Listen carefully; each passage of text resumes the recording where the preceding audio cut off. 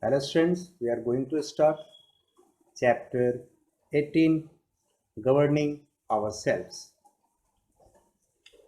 India is divided into 29 states and 7 union territories.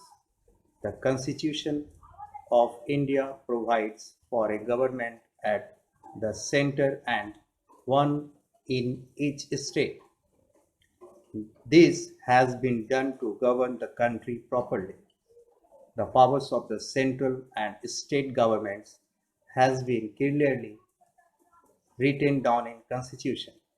For example, defending the country is the responsibility of the central government, while maintaining law and order within a state is a duty of the state government.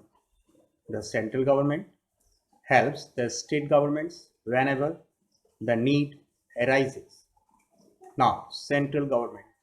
Central government or the union government makes law for the whole country. This law-making body is known as Parliament. It consists of the President of India and the two houses, Lok Sabha and the Rajya Sabha. Lok Sabha. Lok Sabha is the highest law-making body in the country. It is also known as the House of the People or the lower houses. Its members are elected directly by the people.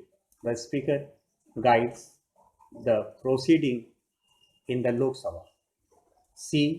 He is elected by the members of the House.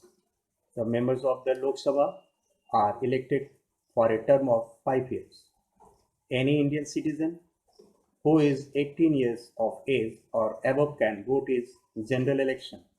The whole country has been divided into a number of small areas called constituency. The person who gets the highest number of votes in the election is elected as a member of parliament.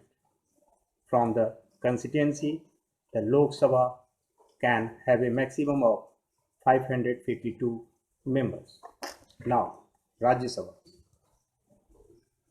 The Rajya Sabha is the upper house of the parliament. Its members are not elected directly by the people.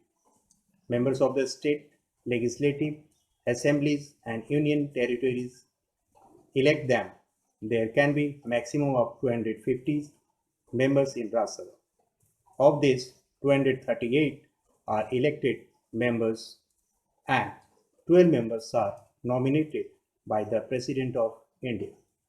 The members of Rajya Sabha are elected for a term of 6 years. One third of its members retire every 2 years.